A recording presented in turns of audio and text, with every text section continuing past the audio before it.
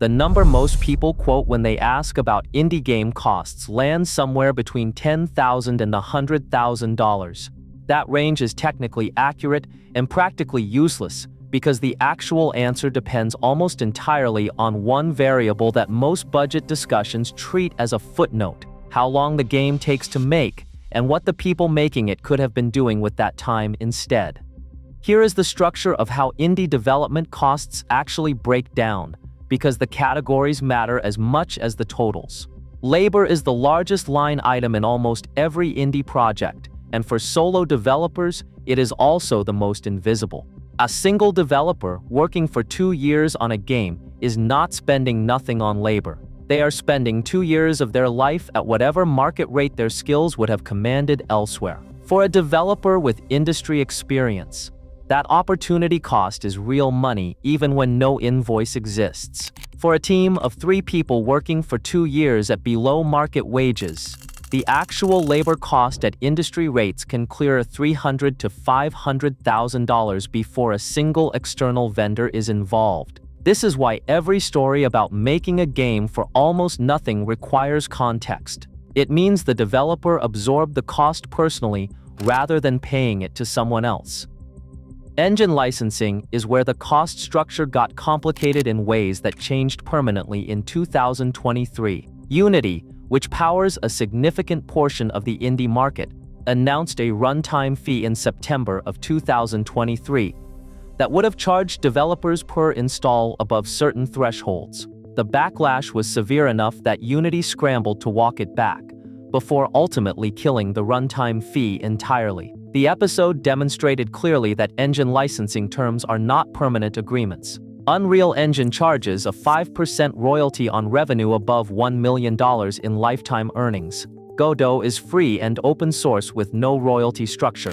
GameMaker is free for non-commercial use and charges a flat, one-time $99 fee for commercial desktop publishing, keeping the subscription model strictly gated behind console export tiers. The engine cost for most indie projects runs between $0 and a few $100s per year. It is not the number that kills budgets. Art is where cost ranges get genuinely wide. A solo developer who makes their own art spends nothing on external commissions. A team that needs original 3-dimensional character models is looking at $500 to $5,000 per character depending on complexity and the experience of the artist. Original music composition ranges from a few $100s per track for early career composers to several thousand for established composers with genre credibility. A visual novel with 40 hours of voice acting is a fundamentally different production cost than a puzzle game with none. Quality assurance testing, which is the work of finding and documenting bugs before release, can be handled by community playtesters at no direct cost or contracted to professional QA testers at $20 to $40 per hour. A thorough pass on a 30-hour game by hired testers costs several $1,000s that rarely shows up in the headline estimate. The Steam direct fee to publish on Steam is $100 per game, refunded once the title earns $1,000. Platform certification for Nintendo, PlayStation, and Microsoft requires approval processes that are not publicly priced but are meaningfully more involved, often requiring either a publisher relationship or direct enrollment in the platform's developer program. To understand why real costs consistently land above the initial estimates, you have to look at scope creep and timeline extension, which are the two mechanisms that convert a modest plan into an extended one. A game planned for 12 months of development that runs to 24 months has not simply doubled its timeline. It has doubled its labor cost, extended every software subscription, delayed any revenue, and in many cases required additional contracted work because the original scope was planned for a smaller game than the one being built by month 18. This is not usually a planning failure in the careless sense. It is a structural feature of game development specifically. The medium rewards iteration and discovery during production in ways that other software does not, and those discoveries consume time that was not in the original budget. This brings us to the marketing budget, which is the cost category that almost every public development breakdown leaves out of the headline number entirely. A game with no marketing spend entering Steam's 14,000 title annual release pool is not competing for attention on equal terms with one that spent $10,000 building wish lists before launch or $30,000 running targeted campaigns across YouTube and social platforms in the months prior. The wishlist count at launch is one of Steam's primary signals for how broadly to surface a new title in the algorithm's opening 2 weeks.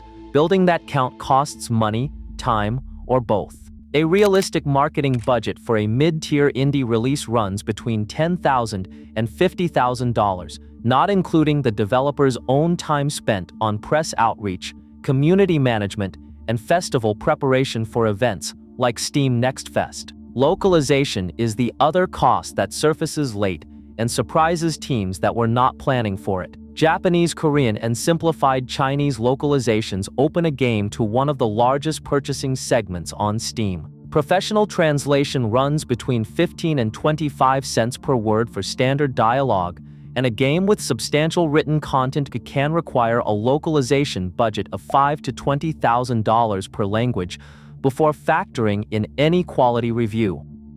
When you total the actual categories, labor at or near market rate, engine and tooling subscriptions, art and audio, platform and certification fees, porting costs if launching on console, QA, legal costs for business registration and contract review, marketing spend, and localization, the realistic number for a 2-person team making a mid-size game over 2 years sits between $200,000 and $800,000. A solo developer absorbing all their own labor cost might bring direct expenses down to $20,000 to $50,000 while spending 2 to 4 years of their life to get there.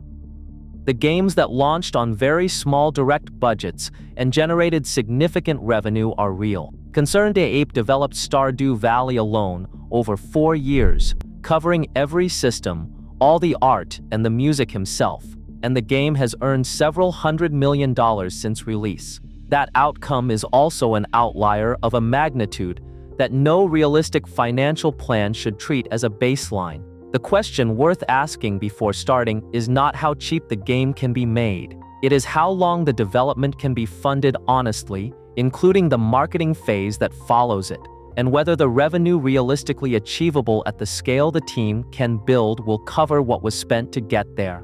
Those 3 numbers, development runway, marketing budget, and honest revenue projection, are the actual budget conversation. Everything else is a line item inside it.